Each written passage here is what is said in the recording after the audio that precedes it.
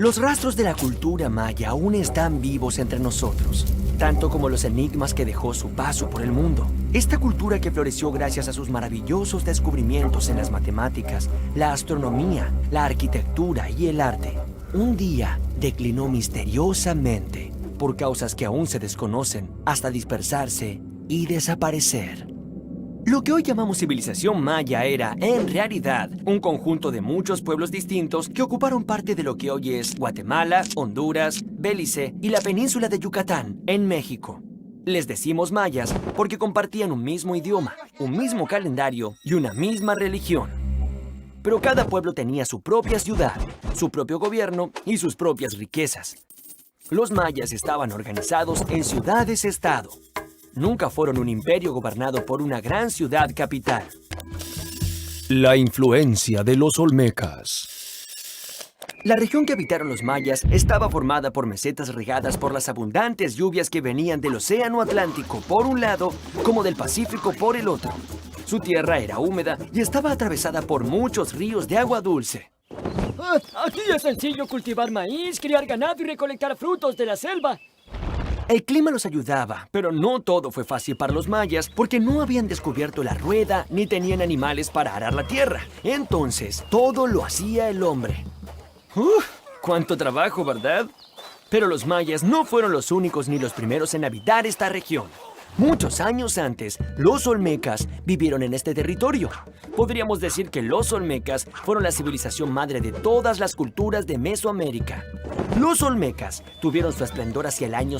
En ese momento, las pequeñas tribus mayas estaban naciendo y fueron adoptando de ellos conocimientos para construir templos, para pensar el calendario y para escribir. Los mayas también heredaron de los olmecas muchos rituales y prácticas religiosas, entre ellas la adoración por el jaguar, que por su fuerza y agilidad era un animal sagrado y se lo relacionaba al poder del rey. Templos y ciudades. Durante muchos años, el esplendor de los mayas quedó oculto en la selva, sumergido en la densa vegetación tropical, hasta que hace muy pocos años, exploradores y arqueólogos lograron abrirse paso y hallaron maravillosas ruinas de antiguas ciudades. Estos hallazgos sorprendieron al mundo y permitieron conocer mejor aún a una de las culturas más complejas y refinadas de América. Todas estas ciudades eran parecidas. En el centro, alrededor de una gran plaza, se erguían las construcciones más significativas. Las pirámides, que eran grandes templos cuyas cumbres servían de escenario para las ceremonias de los sacrificios rituales. El pueblo, congregado abajo en la plaza central, participaba activamente de las ceremonias, cantando, danzando e implorando a sus dioses para que la sangre de las víctimas sea de su provecho. Los mayas eran muy religiosos y creían que todo lo que les pasaba a los seres humanos era porque así lo decidían los dioses. Por este motivo construyeron estos enormes templos donde practicaban rituales en honor a sus dioses. En la ciudad de Tikal, la pirámide principal medía más de 70 metros. Era tan alta como un edificio de 10 pisos. Claro, cuanto más cerca del cielo, más cerca de los dioses. Las pirámides alcanzaron tales dimensiones de una manera muy peculiar. Cada vez que un rey moría, los arquitectos mandaban a construir una capa sobre la pirámide existente. Así crecía paulatinamente, capa sobre capa, como gajos de una cebolla.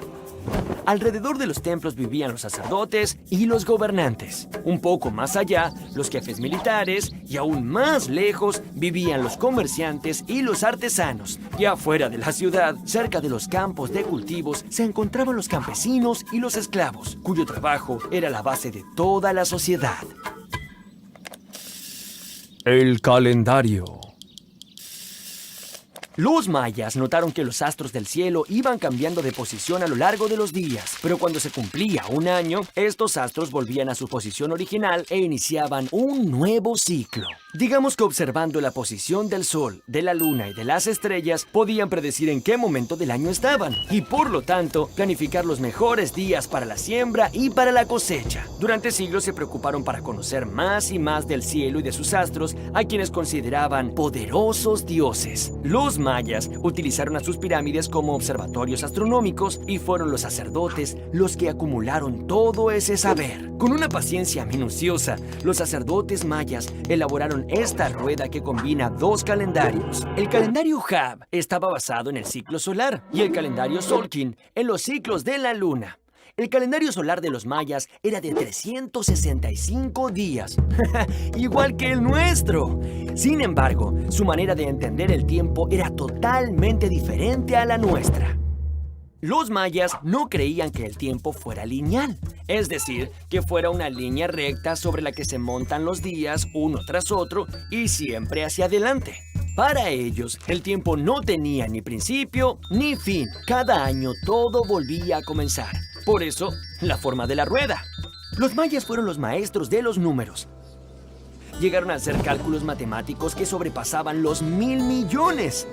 El dato que demuestra que ellos tuvieron un profundo conocimiento de las matemáticas es la utilización del cero, que era representado en forma de un caracol. Oye, pero si el cero no vale nada, entonces no cuenta.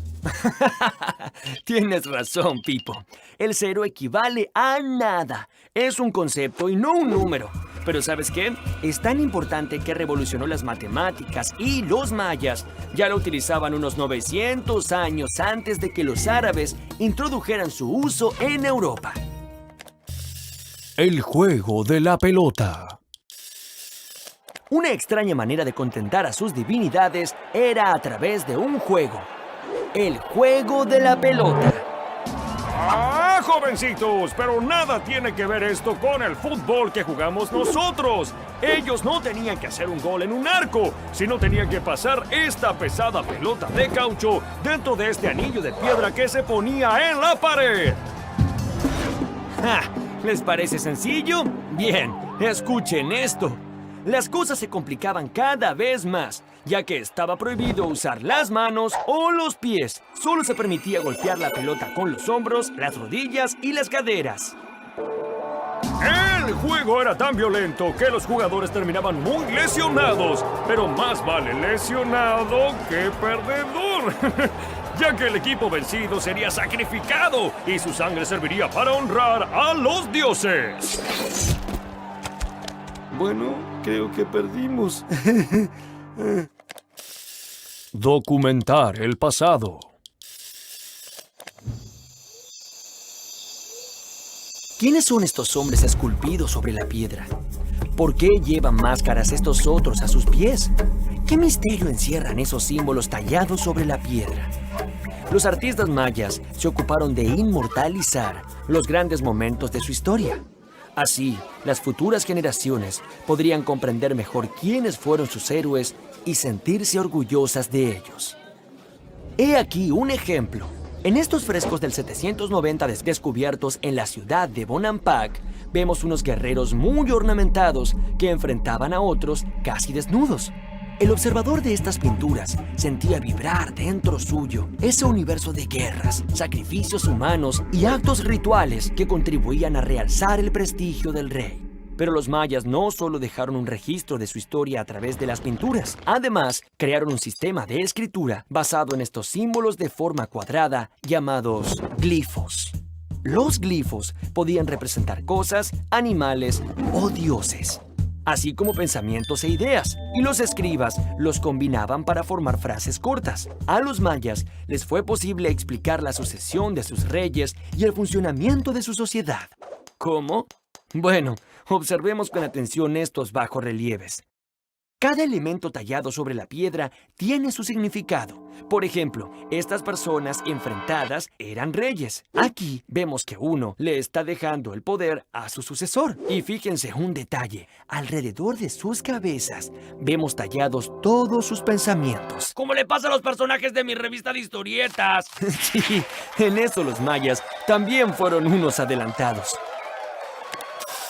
La misteriosa desaparición. A pesar del brillo que supo tener, la civilización maya tuvo un final inesperado. Hacia el año 900, todas las ciudades fueron misteriosamente abandonadas. Algunos de sus habitantes se internaron en la selva hasta desvanecerse. Otros viajaron a Yucatán, donde crearon nuevas ciudades como las de Chichén Itzá, Mashapán y Uxmal. Atrás habían quedado muchas de sus posesiones y todo su esplendor. Los investigadores sostienen una teoría. En esos últimos años, una casta de gobernantes muy ambiciosos menospreciaron la sabiduría de sus antepasados. Entonces, olvidaron sus estudios y se ocuparon solo en engrosar su poderío militar, con el fin de dominar a las ciudades vecinas. Tantas guerras generaron muchas muertes y mucha destrucción. Varios años de sequía acompañaron a este desastroso panorama. Y esto generó tanta hambre que los sobrevivientes tuvieron que abandonar sus hogares y emigrar hacia nuevos horizontes. En el año 1527, cuando llegaron los españoles, unas pocas ciudades muy debilitadas se disputaban el poder del Yucatán. Pero no se crean que fue tan fácil para los españoles someter a estos pueblos. Como los mayas tenían muchas ciudades pero no poseían un gobierno centralizado, estos tuvieron que combatirlos pueblo por pueblo y se demoraron casi 200 años en conquistarlos. Así, finalmente, cayeron los mayas, uno de los pueblos más deslumbrantes y sofisticados de la América precolombina.